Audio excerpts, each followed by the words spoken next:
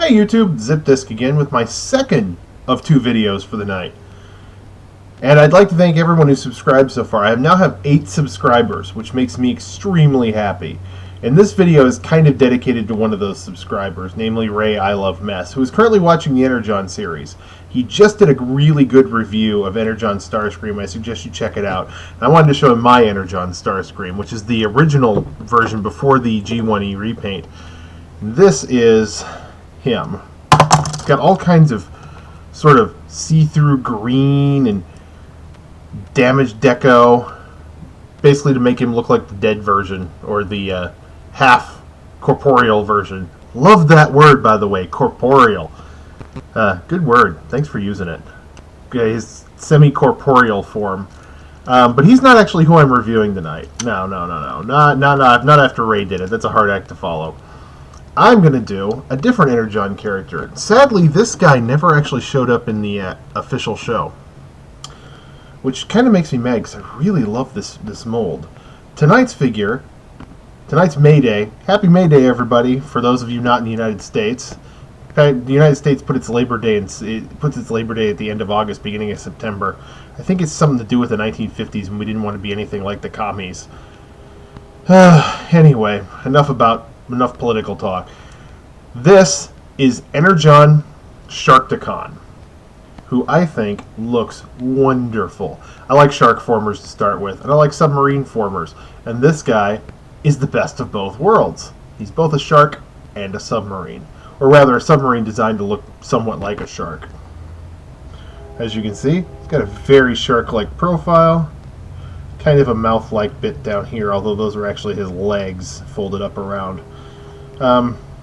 He's got a conning tower where his dorsal fin should be, but it's sharkly enough, and he's got these pectoral fins down here, and he's got his fins back here, but as you can see, they're not actually fins, they're stabilizers, and there's some turbines back here. I do like the look of this turbine thing here.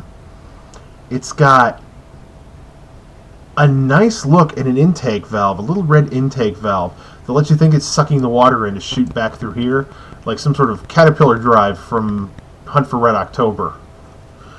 Make him a silent running mode, which would be really nice. Anyway, here's the figure.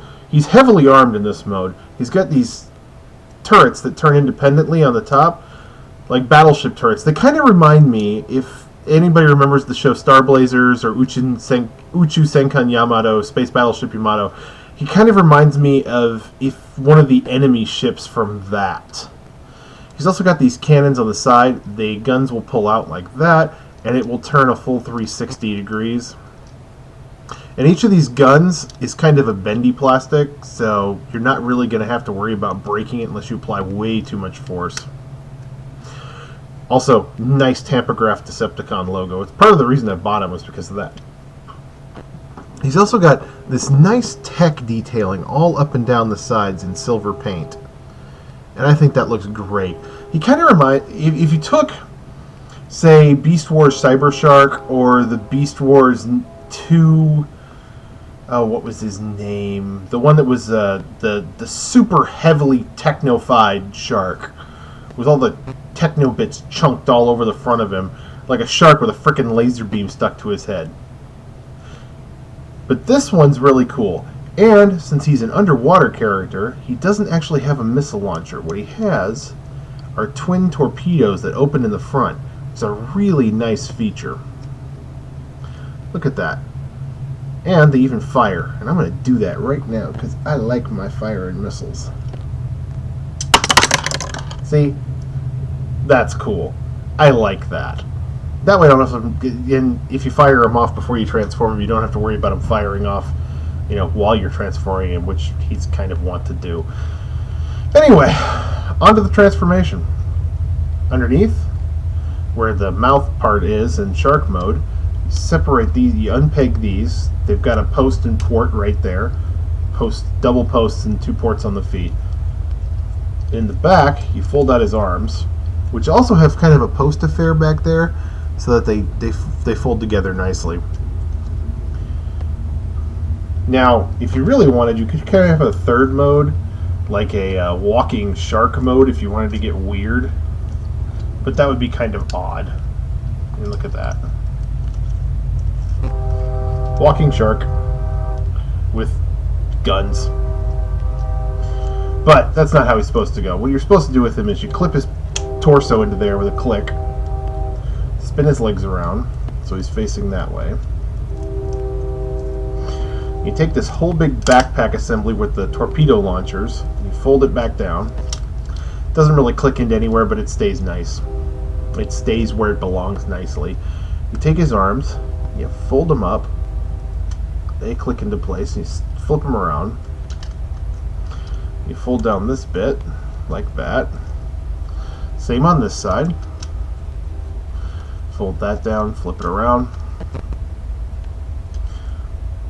That's pretty much Energon Sharkticon in his robot mode. Now if we get a nice good look at his face there, he's got a nice face sculpt. Looks very hydrodynamic.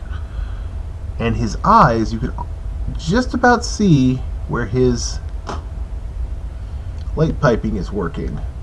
His eyes, you get any light behind him, he pretty much blazes away. Blazing a trail of evil through the seas of the universe. Anyway, in his torpedo launchers from robot mode, from vehicle mode, also work in robot mode. What you do is you flip them around in the back, you pull them down, and you flip them around, and it gives him his only weapon, because he didn't come with a weapon.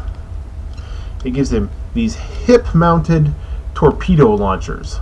You can slide his arms around here. The only problem with the posability on him is these arm fins kind of get in the way in certain poses, which is kind of a problem.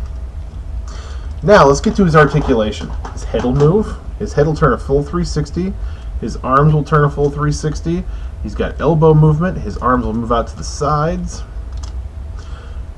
He's got leg movement at the knees and at the waist.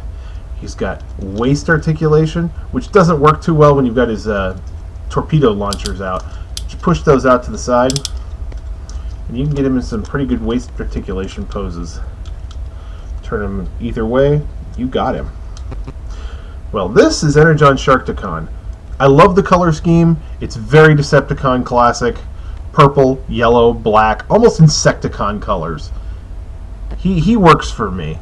I like this mold. A little bit of gold up here, but it's painted gold. It's not actual gold plastic, so I don't have to worry about it snapping like a brittle twig when I'm playing with it. This has been Zipdisk with my second review of the night, and this is Energon Sharkticon. He's very cool. I picked him up at a KB Toys as they were going out of business, which is pretty nice, actually. You might be able to find him someplace online, or maybe to Big Lots. If you have a Big Lots where you live, I don't know what the discount stores over in the UK and Ireland are like for those of you watching from overseas. But I like this guy, Energon Sharkticon. You can even see his little Decepticon Energon port, or whatever they call those. I always want to call these things a spark crystal, but they're not. They're where the Energon chunk goes in to give them their power-up mode, which I guess in his case would be his super missile launcher mode. Anyway, this has been Zipdisk with another Transformers review, this time for Energon Sharkticon.